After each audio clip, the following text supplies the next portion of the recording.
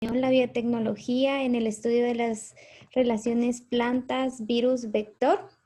Damos la bienvenida a la licenciada Ana Lucía Bravo Casar. Les recordamos a todos, por favor, mantener su micrófono apagado. Bienvenida, licenciada. Para dar inicio, la licenciada es una científica emprendedora, biotecnóloga por la Universidad de San Francisco de Quito, Ecuador. Realizó su maestría en biotecnología vegetal y emprendimiento en la Universidad de Nottingham, en Reino Unido, adquiriendo las herramientas para hacer uso de la innovación científica en la resolución de problemas de la industria. Completó su doctorado en la Universidad de Cambridge, donde enfocó su investigación en biología molecular con especialización en biología molecular de plantas. Los resultados de su investigación en ciencia fundamental son probados en el campo para mejorar la producción de frijol en África del Este. Su pasión por la investigación la llevó a la Universidad de California, siendo parte de una investigación liderada por DARPA de los Estados Unidos, donde se exploró el uso de biotecnología para disminuir las pérdidas agrícolas por sequía.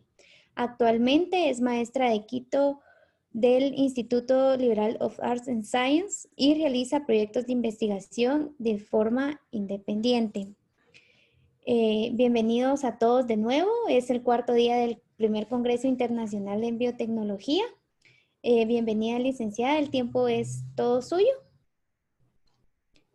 Perfecto. Muchísimas gracias, Kenia, por la introducción.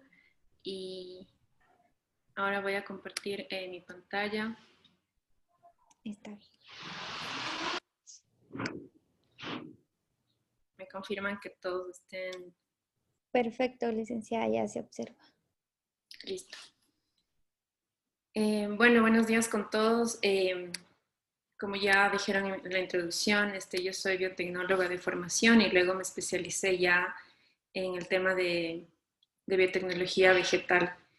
El día de hoy lo que yo preparé esta charla es básicamente relacionando un poco lo que yo hice en mi doctorado. Quise hoy compartir parte de la investigación que había hecho ahí, sobre todo porque hay datos que todavía seguimos colectando de África del Este, entonces quería un poco compartir con ustedes esta idea de no solamente se realiza ciencia básica en un laboratorio académico, sino que también esa ciencia básica se la puede luego aplicar ya en la industria como tal o en el campo. Entonces, seguimos con una introducción. Para las personas que no están muy relacionadas con la agricultura, tenemos que saber que varias enfermedades son las que afectan de forma negativa la productividad de los cultivos. Y recientemente los virus representan una de las mayor causantes de enfermedades emergentes en las plantas. Como ustedes pueden ver en este gráfico, los virus representan alrededor del 47%, que es alrededor del 50% en realidad de las causas de las enfermedades que se ven ahora en los cultivos. Los virus no siempre han sido muy estudiados, usualmente se estudian más los hongos o las bacterias, pero ahora viendo que existe esta nueva emergencia de estas enfermedades en las plantas, entonces existe un nuevo campo de investigación. Las formas en las que se transmite el virus, y creo que ahora todos estamos conscientes de los medios de transmisión, sobre todo si nos ponemos a pensar del COVID, que todos ahora lo estamos viviendo. Los virus en plantas se transmiten de varias formas también. El virus, la forma más común en que se transmite es a través de insectos, y estos insectos se llaman insectos vectores. En mi investigación yo me enfoqué en los áfidos, que en otros países, en Ecuador por ejemplo, se les conoce como pulgones, y son conocidos como los vectores más eficientes y frecuentes en el campo. El modo de transmisión de este virus se puede clasificar en dos grupos. El uno se conoce como circulativo y el otro como no circulativo. ¿Qué significa esto? Circulativo significa que el virus ingresa al cuerpo del insecto, se reproduce en el cuerpo del insecto y solamente así después se puede transmitir. Los que son de tipo no circulativo son aquellos en los que simplemente se pegan en ciertas partes del cuerpo del vector y lo único que utilizan es al vector como un medio de transporte para poder ser transmitido entre diferentes plantas. Entonces, es importante entender estas diferencias en los modos de transmisión y bueno, el virus con el que yo trabajé tenía una forma de transmisión no persistente. En general, hoy les voy a compartir 3 de los propósitos o los objetivos que fueron de mi investigación. El uno fue estudiar la interacción virus áfido-huésped en ecotipos de Arabidopsis. El segundo, inhibir la transmisión del virus en plantas mediada por áfidos. Y como tercer punto, mejorar la inhibición de la propagación del virus usando plantas resistentes al virus. Para esto, en un laboratorio de investigación, lo que siempre necesitamos es tener un sistema de estudio. El sistema que yo utilicé para hacer esta investigación estaba conformado por 3 personajes, si lo queremos ver así. Tenemos al virus. El virus con el que yo trabajé es el virus del mosaico del pepino. En las siguientes diapositivas ustedes van a encontrar esto abreviado como CMV por sus siglas en inglés. Entonces, este es el patógeno, el huésped con el que yo trabajé, Arabidopsis thaliana, que la mayoría no sé si conocen y si no, les cuento. Arabidopsis es una planta de laboratorio que permite realizar investigaciones en ciclos muy cortos. Entonces, es importante realizar investigaciones en esta planta porque luego se las puede extrapolar y aplicar a cultivos más grandes o cultivos de importancia agronómica. Y el vector, el nombre científico es Mysus persicae. Como les dije antes, es un áfido, es un insecto muy pequeño que mide de 2 a 3 milímetros. Seguramente la mayoría de ustedes lo han visto en sus jardines. Es un insecto bastante común. Entonces, como les había dicho antes, el modo de transmisión puede ser circulativo y no circulativo. Específicamente para el virus con el que yo trabajé, él tiene un medio de transmisión no persistente. ¿Qué significa esto? Como les dije antes también, las partículas virales se encuentran flojamente adheridas a las partes de la boca del áfido. Se le conoce como estilete, es como la lengua del insecto. Y la adquisición del virus está favorecida cuando el insecto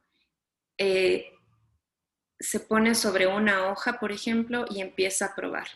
Es importante entender que para un insecto acepte como huésped o quiera alimentarse de una planta, primero realiza unas pruebas.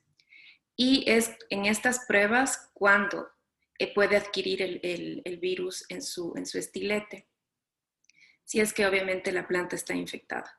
Y asimismo, cuando él se va a otra planta que está sana, cuando hace estas pruebas e introduce su estilete en la nueva hoja, es el momento en el que hace la inoculación de las partículas del virus en la nueva planta. Y esa es la forma entonces en la que se da la transmisión. Entonces, como pueden darse cuenta, es muy rápido y esto se realiza, de hecho, de segundos a minutos, máximo de 3 a 5 minutos. Entonces, puede ser algo muy devastador en las poblaciones de plantas. En el laboratorio en el que yo trabajaba, teníamos 2 tipos de huésped. Las tenemos como hipótesis con las que nosotros trabajamos en nuestra investigación. ¿Y qué significa esto? Teníamos 2 tipos de huésped. El huésped 1 significa que cuando la planta está infectada y el virus llega a esta planta, y como les decía antes, empieza a probar la parte que son las células epidérmicas, que es la primera fase de las hojas. Cuando empieza a probar, la planta no le sabe bien.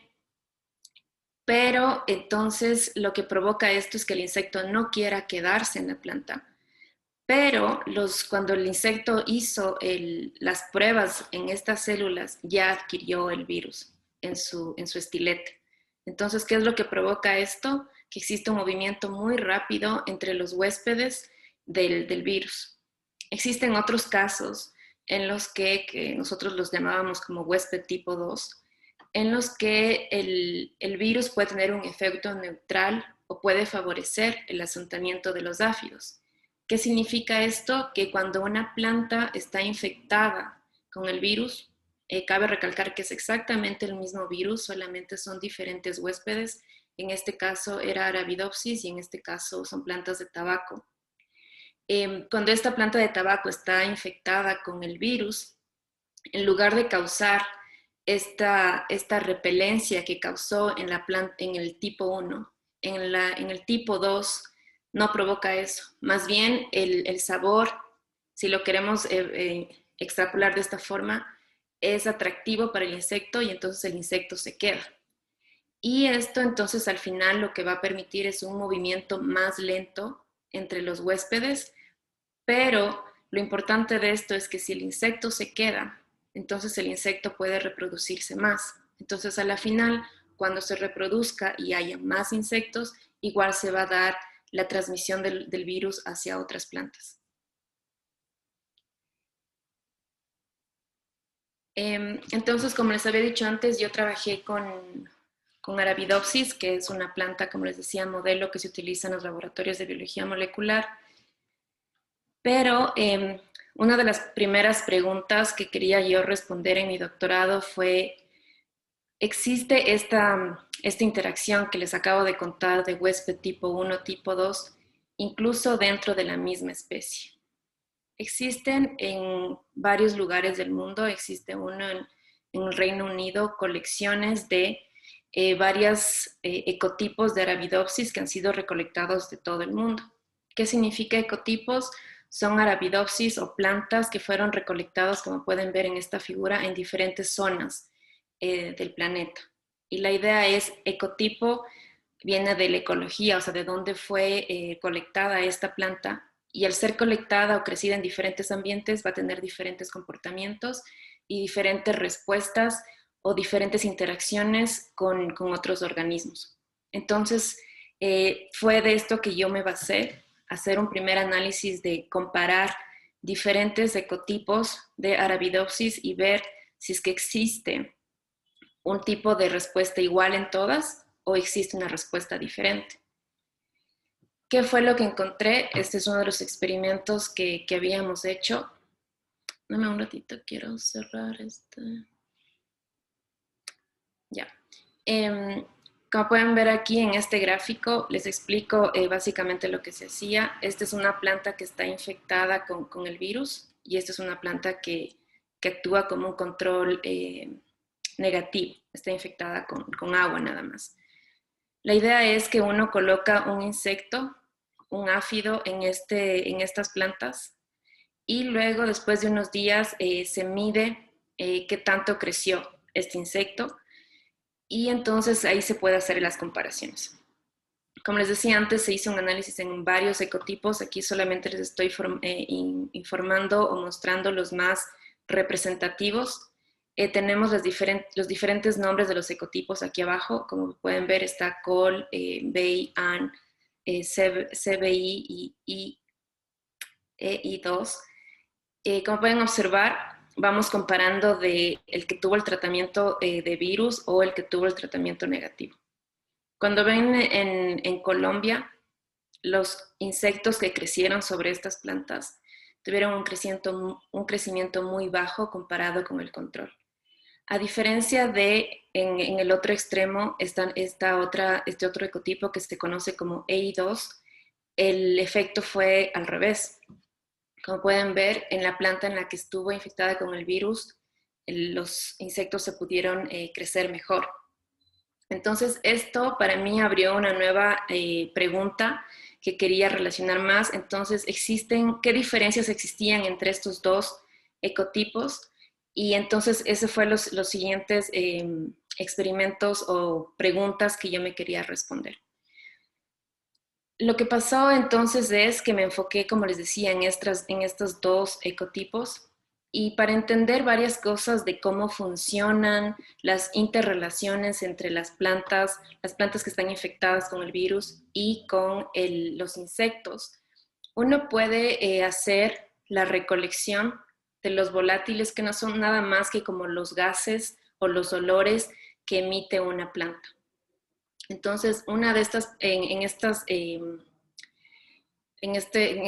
setup de este experimento, lo que se hace es, aquí están, por ejemplo, las plantas que están con el control negativo, es decir, infectadas con agua, o en este caso, las plantas que están infectadas con el virus. La idea es colectar los olores que estos emiten, después se hace un análisis de cromatografía de gases y luego de espectrometría de masas para identificar los principales compuestos que están siendo emitidos por estas diferentes plantas. Eso es algo que no les voy a presentar hoy, pero les puedo decir que existen diferencias entre los diferentes compuestos que emiten. De hecho, hay plantas, las plantas que están infectadas pueden emitir compuestos únicos que no se emiten en las plantas sanas. Lo que sí les enseño aquí, que es básicamente una forma de resumir el olor, digamos, toda la mezcla de compuestos que son emitidos, se lo define en este gráfico, que no es nada más que un principal component analysis. Y lo que se hace aquí, que pueden ver usted claramente, existen 4 grupos. ¿Qué significa esto? Que cada planta, independiente de si está infectada o no con el virus, provoca un clúster diferente. ¿Qué nos dice esto? Que tanto que las plantas de Colombia como de EI2 son totalmente diferentes en la emisión de los compuestos volátiles que emiten y además que cuando están infectadas con el virus se vuelven aún más únicas. Por eso podemos observar 4 grupos diferentes en este gráfico. Y luego la pregunta es, bueno, se nota o vemos en el análisis anterior que sí huelen diferente. Cuando digo huelen, ya me pongo yo en los pies del insecto, porque la siguiente pregunta es, si es que estas plantas están emitiendo olores diferentes, ¿pueden los insectos detectar ese olor? Y la pregunta es sí. Entonces se hace otro experimento en el que asimismo, como les mostré anteriormente en la figura, están las plantas, las unas que están sanas, las otras que están infectadas con el virus. Y después se permite que los insectos vayan ingresando en estas cámaras y ellos puedan tomar una decisión. Y así es como entendemos qué pasa si es que una planta está infectada con el virus o no. ¿Es más atractiva o no para el insecto? Entonces, como pueden ver aquí, es bastante claro que todas las plantas que están infectadas con un virus, como les dije antes, yo trabajé con CMV, pero para hacer cualquier conclusión en un estudio científico también hay que comprobar que sea igual para otros virus del mismo tipo. Entonces, lo hice con otro que es el virus del TUMB. Y como pueden ver, en todos los casos, los insectos prefirieron ir hacia donde estaban las plantas infectadas con el virus. Después, ¿qué hacemos? Ya les he dicho, ¿no? El olor era diferente, la atracción es diferente y ahora finalmente los insectos quieren quedarse o no en la planta. Porque como les dije a un inicio, para que un insecto, para que el áfido acepte o no a una planta como huésped para poder alimentarse, primero le prueba. Una vez que le parece que es un buen huésped, entonces se queda y después se reproduce. Entonces, el siguiente experimento es, asimismo, colocar una planta que esté infectada, una que no esté infectada, y luego en el centro se libera a los insectos y se les permite hacer la elección. A diferencia del experimento anterior, en este sí se cuenta cuántos insectos eligieron o no la planta y si se empezaron a reproducir o no. En este experimento lo que yo quería saber es que si existe una diferencia entre los dos huéspedes que yo ya había elegido comparar, que era el EI2 y Colombia. Como pueden ver, había una gran atracción hacia las plantas de EI2 comparado con las de Colombia.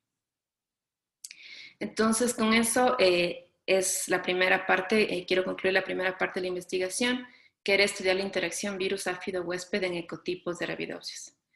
La conclusión principal es que sí existen diferencias entre los dos ecotipos Y luego continuamos con la siguiente, que es el siguiente propósito de la investigación, que era inhibir la transmisión del virus en plantas mediada por áfidos en sistemas microcosmos.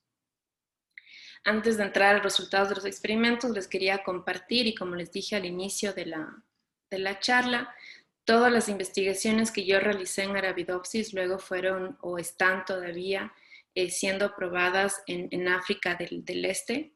Aquí no es nada más una foto, la de arriba es como aérea de los ensayos que se están haciendo en campo. Esto obviamente es en escala más grande.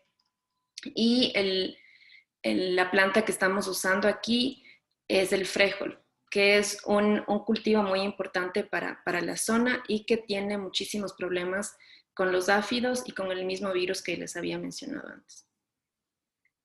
Lo que yo hacía en el laboratorio fueron experimentos mucho más pequeños y por eso se les conoce como microcosmos. La idea es entender cómo funcionan en el laboratorio las interacciones del virus con el huésped y el áfido.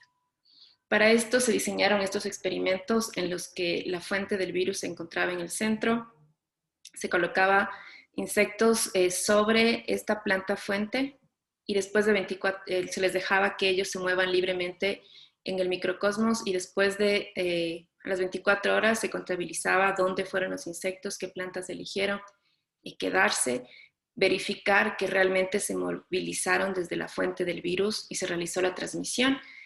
Y la transmisión se comprobaba después de 2 semanas, cuando visualmente se veían a las plantas enfermas, y también se hacía una comprobación por medio de técnicas moleculares y también microbiológicas, de ELISA, de verificar que estas plantas estuvieron realmente infectadas con el virus o no.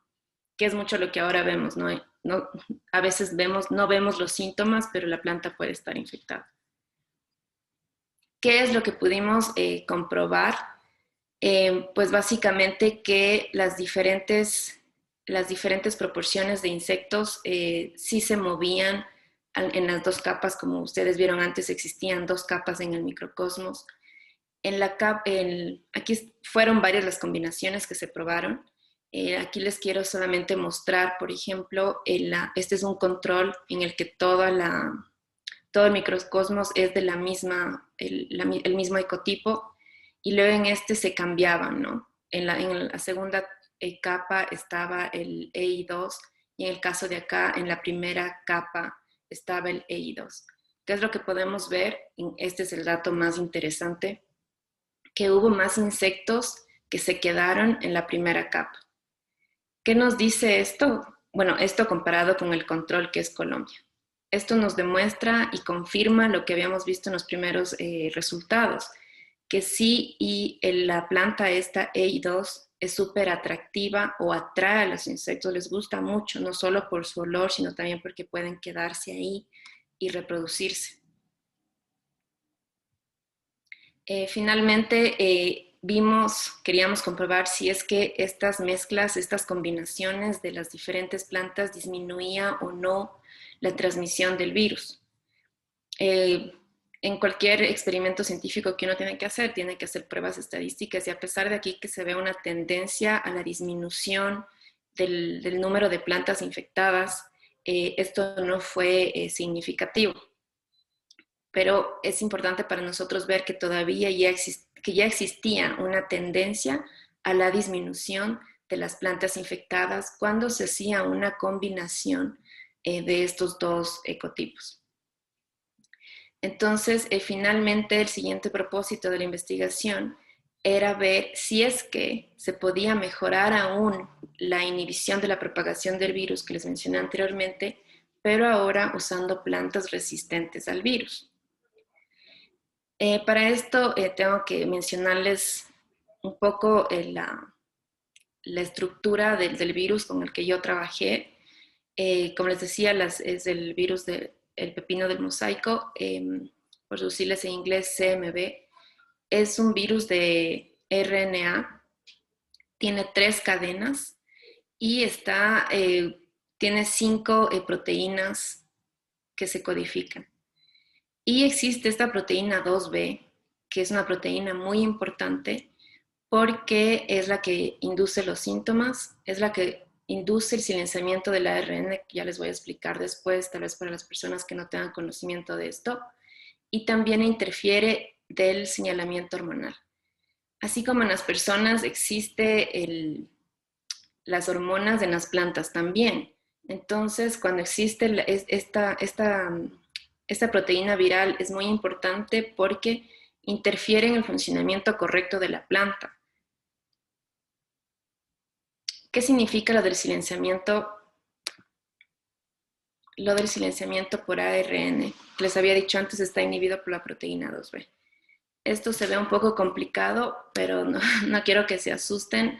Lo importante de aquí es que cuando tenemos un virus de ARN y este se reproduce en la célula de la planta, genera unas estructuras secundarias. Estas estructuras secundarias son reconocidas por el huésped como algo extraño, como algo que no está bien. Y entonces llama a unas enzimas que se conocen como las DSL234, que lo que hacen es cortar, porque dicen esto no está bien y entonces empiezan a cortar y generan estos pequeños espacios para, obviamente, eliminar el virus. Pero el virus tiene esta proteína que lo que hace es inhibir que estas funciones que tiene la planta para silenciar a los virus. Entonces, esta proteína viral interfiere con esto y lo que hace es evitar que se degrade el virus. Entonces, el virus es muy inteligente en el sentido de querer, obviamente, no destruirse y ha sintetizado esta proteína que le permite protegerse de este silenciamiento que normalmente hacen las plantas para defenderse de los virus. Entonces, lo que yo quería probar, sabiendo que esta proteína es muy importante para el virus, quería probar plantas resistentes al CMV y un poco aquí, bueno, les explico en cuestiones biotecnológicas. Si uno quiere crear una planta transgénica, tiene que saber qué necesita insertar en la planta para que esta planta sea o exprese la función que uno quiere. En este caso, yo quería que las plantas sean resistentes al virus. Para esto, la idea detrás es que también, un poco lo que vieron anteriormente, si la planta detecta que existe esta secuencia, la va eliminando. Entonces, ¿qué pasa? Algo que se nos ocurrió, ¿qué pasa si yo ingreso ya que la planta empiece a expresar esta secuencia 2B? Cuando el virus ingrese y se encuentre con esto, la planta va a poder como defenderse, o sea, la planta está realmente inmunizada contra el virus. Esto había que comprobar antes de hacer las plantas transgénicas, entonces uno hace unas pruebas que se llaman transientes, una transformación transiente. ¿Qué significa eso? Tener el plásmido o el vector y tenemos, por ejemplo, el virus que está acompañado de una proteína fluorescente que nos permite ver que está ahí. Y en el otro caso, la secuencia esta que les había explicado, aquí está otra proteína que, así mismo como decía antes, siempre es importante comprobar que lo mismo funciona con otros virus. Como pueden ver, aquí no hubo propagación del virus. Solamente cuando el virus se propaga uno ve este color verde, porque la proteína de la fluorescencia está pegada al virus. Entonces, solamente cuando puede expresarse se ve. En este caso, la presencia de esta secuencia en el plásmido lo que estaba haciendo es silenciar al virus. Entonces, lo mismo pasaba aquí en el TUMB y lo mismo pasó con el 2B.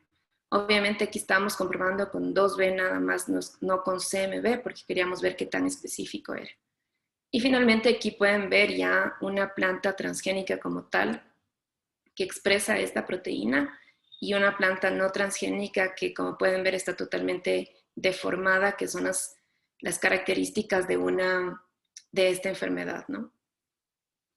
Entonces, ya una vez que teníamos las plantas, repetimos el mismo experimento que les dije anteriormente, pero en este caso lo que ya agregamos fue poner diferentes proporciones de plantas transgénicas o plantas resistentes al virus. Entonces la idea es que queríamos queríamos probar si es que teniendo diferentes proporciones de plantas transgénicas se podía conseguir la disminución de la transmisión.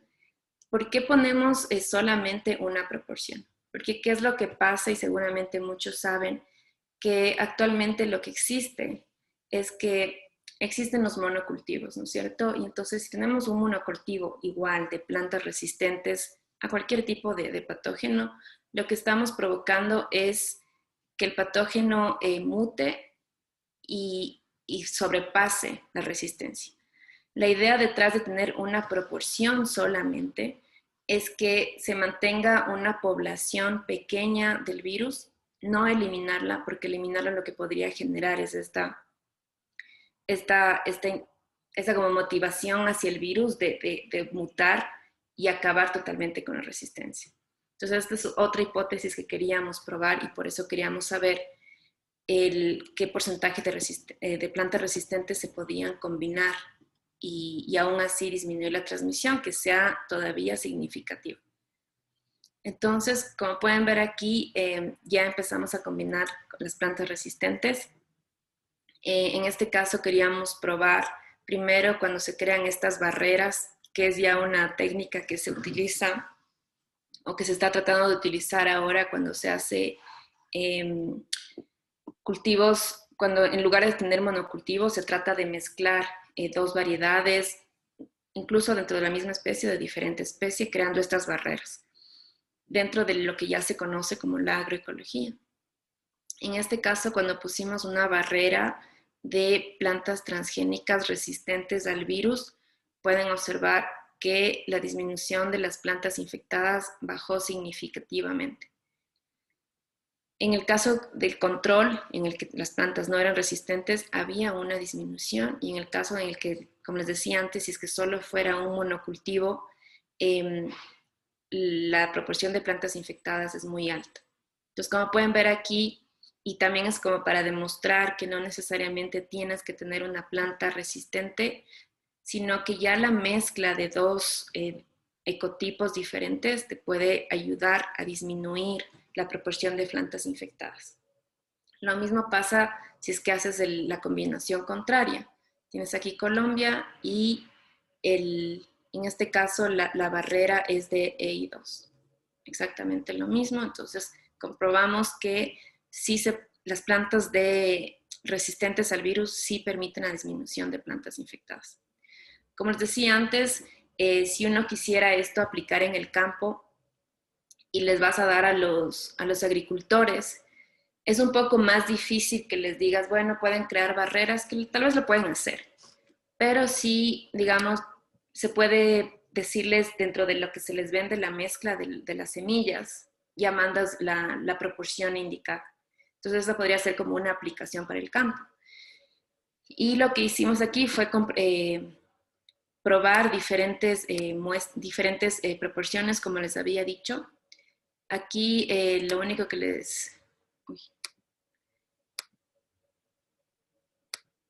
aquí lo que les quería mostrar, les digo, se probaron varias proporciones. La proporción más interesante fue esta del 33% de plantas resistentes al virus. Como les decía antes, sabemos que la planta EI2 también era mucho más atractiva. Entonces, ¿qué pasa si entonces combinas una planta que atrae a los insectos y además es resistente al virus? Entonces, esta es un poco la idea que yo les quería como también contar el día de hoy, que cuando uno trabaja en resistencias y quisiera como tener estas aplicaciones ya en el campo, hay que pensar no solo en una estrategia, sino en varias. Y en este caso, como pueden ver en el caso de acá, o en los dos, una vez que se empiezan a combinar las proporciones, también disminuye la proporción de plantas infectadas. Es interesante ver, como les vengo mencionando, incluso sin que las plantas sean resistentes, ya existe una disminución. El mensaje que entonces les quiero transmitir es este, ¿no? Y que creo que todos ya hemos escuchado, esto va en contra obviamente de los monocultivos. La idea es empezar a mezclar y empezar a entender un poco más la riqueza, la diversidad que ya existe en los propios cultivos y aprovechar eso, ¿no? Para un manejo correcto de enfermedades y pestes. Entonces, con esto quisiera concluir. Primero, voy con los mismos puntos con los que expuse antes, que una infección viral induce una interacción huésped-insecto específica. Como vieron al inicio, empecé diciendo que era específica en Arabidopsis, como en tabaco, y luego vimos que puede ser específica incluso dentro de la misma especie, cuando vimos los diferentes ecotipos. La segunda, que mezclar plantas con diferentes niveles de atracción a los áfidos puede influenciar el comportamiento del vector y la diseminación del virus. Que como vimos, yo ya luego me enfoqué en comparar Colombia con el EI2 y entonces la atracción fue diferente y esto nos permitió luego crear las herramientas que ya son más aplicadas al campo, ¿no? Y finalmente, que el uso de plantas que sean resistentes al virus y atrayentes al vector pueden disminuir la propagación del virus. Como les decía, es primero entender totalmente o al máximo la interacción que ya existe y a través de este entendimiento empezar a generar las soluciones que permitan, en este caso, disminuir la transmisión del virus. Con eso, bueno, quiero agradecer a la invitación a este congreso y específicamente al laboratorio en el que yo hice mi doctorado ya hace 2 años atrás, pero que todavía seguimos trabajando en los resultados de lo que sigue en campo. Por eso, algunas de las publicaciones, en las diapositivas ustedes vieron que estaba en preparación, porque todavía seguimos en el análisis de estos datos. Y con eso, si tienen alguna pregunta, con mucho gusto les respondo. Voy a dejar de compartir como para poder interactuar, o si necesitan que vaya a una diapositiva anterior, también lo puedo hacer. Muchísimas gracias, licenciada. Acá tenemos una pregunta. Entre las que usted decía de las plantas que ya eran resistentes, si se llegara a proporcionar este tipo de semillas a los agricultores, ¿será que esta como variante de las plantas, o sea, que van a ser resistentes a la proteína 2B, puede ocasionar como algún cambio en los cultivos o algo por el estilo? No, hay algo que hay que entender un poco de la forma en la que las plantas transgénicas son liberadas.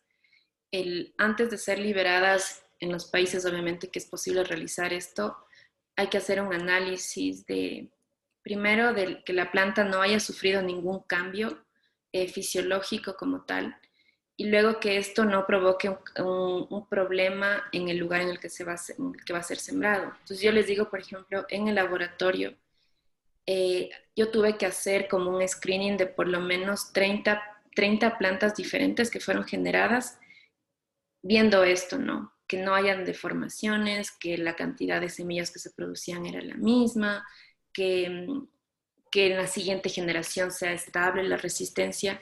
Entonces, eso a nivel de laboratorio, pero ya a nivel de venta existe un proceso riguroso para poder esto comercializar en los países en los que está permitido la comercialización. Y ahora que haces esa pregunta, también como que quisiera compartir con ustedes que este es un experimento realizado con plantas transgénicas, pero por métodos tradicionales de fitomejoramiento uno también puede generar resistencias. Entonces, el mismo concepto se puede aplicar sin necesidad de generar la transgénesis, porque existen genes ya resistentes al CMB, por ejemplo, sí existen en los diferentes cultivos. No es nada más que realizar el fitomejoramiento, pero como la mayoría debe saber, eso toma mucho tiempo, de 6 a 8 años por lo menos, hasta conseguir una planta que es totalmente resistente y que se pueda utilizar en el campo. Muchísimas gracias, licenciada. No sé si alguno de los participantes tiene alguna otra duda o comentario. Aquí tenemos un comentario de Mónica Bolanos que dice que muchas gracias por la conferencia, excelente contenido. Gracias. Sí, yo no les voy a poner mi contacto porque si tienen alguna pregunta, a veces luego se nos ocurren las preguntas, no la puse En la presentación les voy a copiar aquí mi correo personal por si tienen alguna pregunta, a veces se nos ocurren después. Acá tenemos. Entonces, ajá, está ahí. Si quieren me pueden contactar, ¿no? Con gusto les respondo. Creo que hay otra pregunta también. Dice de la señorita Aura Zucchini, usted mencionó que los insectos preferían las plantas E1. Se evidenció al usarlas como barrera, sin embargo, se vio que también crecieron cuando la barrera fueron las plantas col. Uh-huh. Sí, excelente observación. Ahora, la idea en ese caso es como les decía, ¿no? Prefieren mucho tú y entonces como que van allá. Pero cuando estaba Colombia, si te fijaste, estaban otra vez mezcladas las dos variedades. Entonces, la conclusión es que sí, si tú mezclas plantas atrayentes, y esto es algo que se hace ya ahora en algunos países en los que se utiliza la agroecología, hay una técnica que se conoce pull and push. La idea es que tú tienes una planta, por ejemplo, que atrae a los áfidos en este caso, y en la mitad está el cultivo que tú tienes. Entonces creas esta barrera, los insectos se van a quedar aquí y si quieren, bueno, luego hacen aplicaciones químicas, pero en realidad la mayoría hace como ya un control más cultural. ¿Por qué? Porque quieres evitar el uso excesivo de químicos. Entonces, si tú sabes utilizar estas plantas atrayentes, ya no van a llegar a tu cultivo. Entonces se empiezan a crear estas barreras. Entonces, súper interesante lo que acabas de decir. No necesariamente la barrera puede ser muy atrayente, puede simplemente ser una barrera de plantas. A veces también por el color, los insectos como que quieren ir hacia allá y lo que haces es evitar que lleguen hacia el cultivo de importancia económica, ¿no? Entonces son como nuevas técnicas agroecológicas que se están utilizando también. Muchísimas gracias. Acá tenemos un comentario de la señorita Milagro, que muchas gracias. Muy excelente ponencia y clara. Gabriela Tobar, muchísimas gracias. Y Silvia Cedeño pregunta, ¿el uso de este tipo de plantas transgénicos ha sido probada en cultivos comerciales a grandes escalas? No, no, esto es algo, ahorita que les comentaba las áreas en las que nosotros estamos probando en África del Este, de hecho esas plantas no son transgénicas, son plantas que han sido generadas a través de fitomejoramiento tradicional. Entonces son plantas resistentes al virus, pero no por medio de transgénesis. No creo que exista, desconozco yo que exista esto ya en escala comercial, como les comentaba, es algo nuevo, les comparto porque quise compartir con ustedes, esto todavía no ha sido publicado, en teoría hay personas que no les gusta compartir, mi formación académica es de compartir y porque creo que la ciencia tiene que ser de esa forma, entonces todavía no existe en la forma comercial. Si es que por ahí hay alguna persona que lo quiera hacer, lo invito a que pruebe. Como les decía antes, las interacciones son súper específicas. En este caso estamos hablando de un virus específico y una planta específica. Nosotros en el campo tratamos de probar incluso más proporciones y ya usando el análisis epidemiológico también de cómo se da la transmisión del virus, de cómo se mueve incluso el insecto. O sea, ya existen más variables que quisimos considerar como para que sea más efectivo ya el, el manejo en el campo. Y como les digo, todavía estamos en el segundo proceso más de prueba en el campo, entonces todavía no está, pero ojalá y se pueda hacer a escala comercial. No me gusta cuando se viene al término escala comercial porque luego es como que muy grande y volvemos a caer en el tema del monocultivo. Entonces como que tratemos de pensar un poco también como más pequeño. Pero sí es una buena pregunta. Tal vez en ciertos lugares en los que no, como es a veces muy cerrado, sobre todo en Estados Unidos, por ejemplo, el uso de las plantas transgénicas o la gente como que no se comparte mucha esta información o el agricultor no la quiere compartir. Entonces tal vez se dé, no necesariamente con las proporciones que yo les estoy contando, pero sí se usan ya plantas transgénicas resistentes a virus, sobre todo, para evitar la transmisión. No sé si conocen, pero el cultivo de papaya, por ejemplo, fue devastado y la única forma en la que se pudo controlar fue a través de las plantas transgénicas. ¿Por qué? Porque a diferencia de los hongos o de las bacterias, los virus no existe un compuesto químico que aplicas y la planta se recupera o le destruyes al virus, o como al insecto, aplicas un químico y le matas al insecto. De los virus no hay eso todavía, o sea, todavía no hemos llegado a ese nivel en el que creas un químico que pueda destruir al virus. Entonces, por eso sí es muy importante el uso de plantas resistentes al virus como tal. Y ahora en este caso que me gustó y quise compartirles de estos porque es de entender también la interacción con el vector, porque son dos, o sea, el vector como tal provoca pérdidas en el campo. Entonces, tienes que controlar el vector y en este caso estamos controlando también el virus. Entonces, son dos cosas que se tienen que manejar, pero están interrelacionadas. Entonces, la importancia de estudiar primero cómo se comportan para luego empezar a crear las soluciones. Muchísimas gracias, licenciada. No sé si hay alguna otra pregunta de parte de los participantes.